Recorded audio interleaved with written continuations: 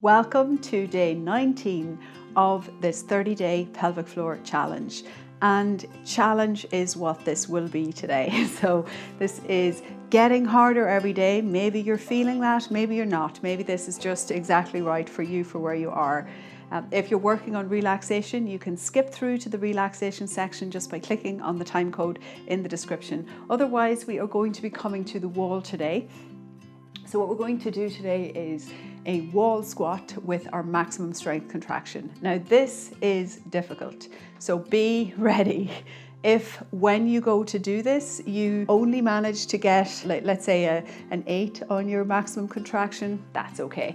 Try to use as much of your contractility as you possibly can. It can be good to use a yoga mat on the floor to stop yourself from slipping. And if the yoga mat is slipping, a pair of grippy shoes would be good. So what we're going to do is just take the feet so that they are underneath the knees. So from the side you will see that my feet are under my knees. The knees are just a little bit more than hip distance apart. The shoulders resting against the wall, the hands resting on the legs. From here, you're going to take your little 4 on your pelvic floor and then you're going to contract as hard as possible. So 10, 4, 10, 4, 10, 4. Come on, you can do it. 10, 4. The legs are burning. 10, 4. It's okay, keep breathing. 10, 4. One more. 10, 4, and relax. So bring the hands into the wall, gently bring the backside up, give the legs a little shake. This is hard.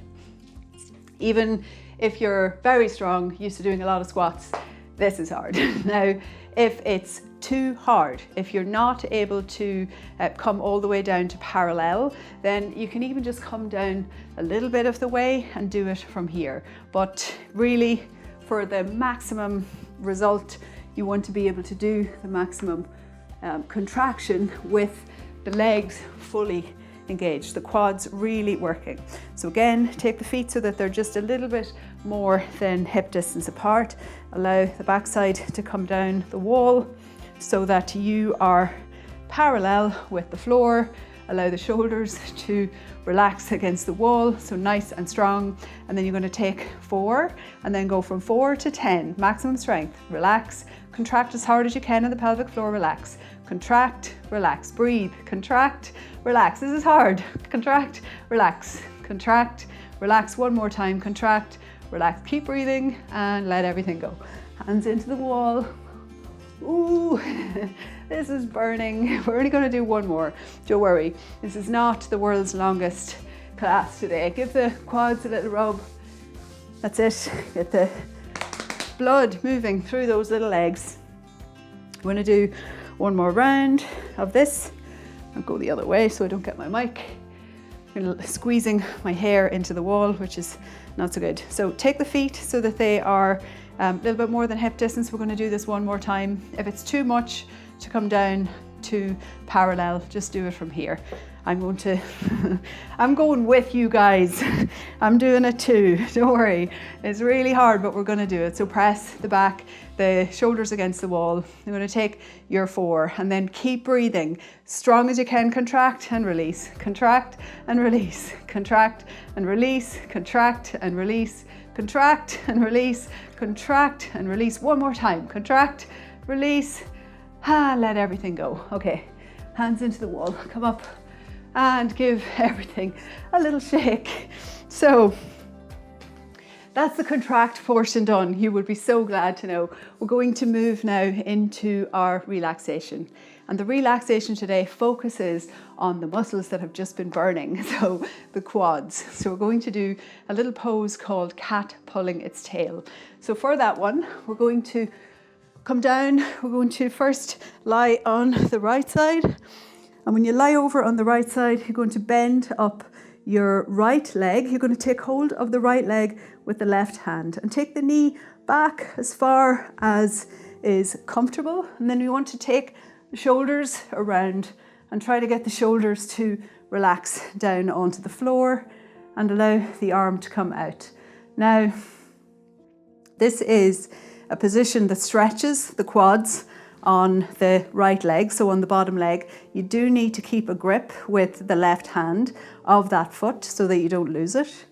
And then you want to just allow yourself Let that other leg be straight, can go wherever it needs to, and try to allow the shoulders to relax down towards the floor.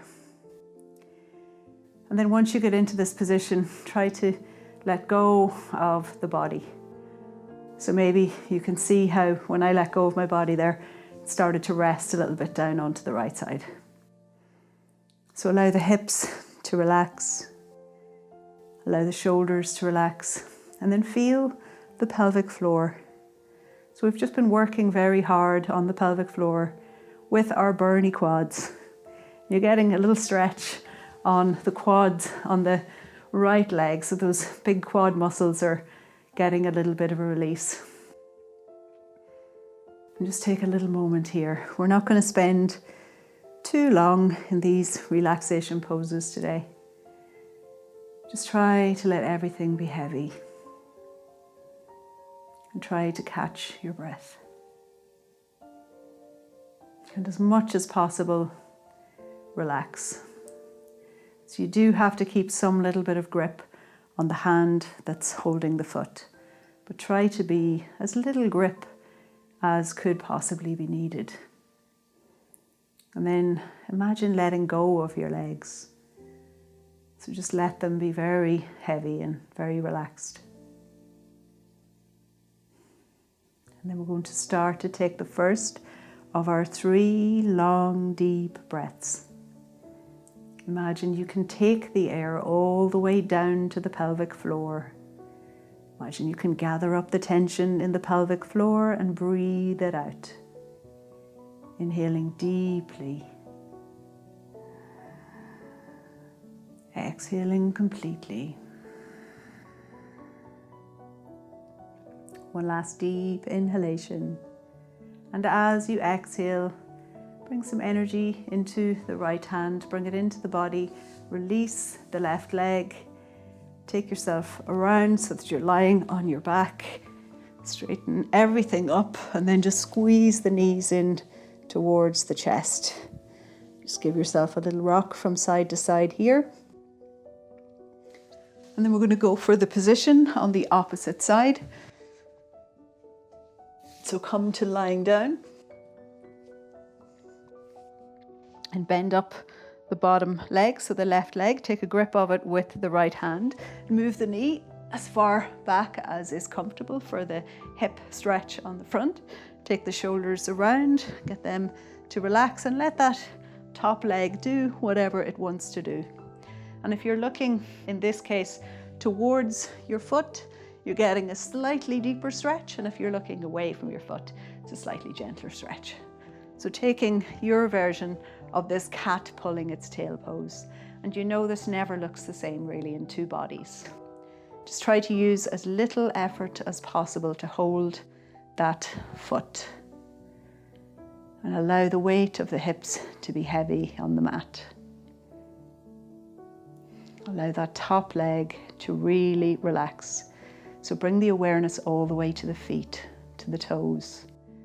Try to be really soft. Imagine little pockets of space growing inside your feet, creating like a soft relaxation. And then move that awareness up through the leg. And anywhere you meet a little bit of gripping along the way, just try to let it go. Bring your focus onto the quads, on the left side of your body. Try to allow them to be very, very soft, and imagine length. Imagine a stretch on those quads. And feel that stretch reaching all the way through the spine. So you have a little bit of a spinal twist going on here. So just notice how it feels around the rib cage. Allow the shoulders to be soft. Allow the head to be heavy. And then starting to take the first of 3 long, deep breaths. With each inhalation, reaching down, finding tension, gathering it up and exhaling it out. Inhaling deeply and exhaling completely. One last deep inhalation And we bring energy into the left hand, bringing the hand in, releasing the leg, take the body back around, get everything nicely centered. Squeeze the knees in towards the chest, rock a little from side to side, swap the arm that's on top. And that is it for today's little session. I hope that you enjoyed this very strong pelvic floor workout and the very deep relaxation afterwards. And I really look forward to seeing you again tomorrow.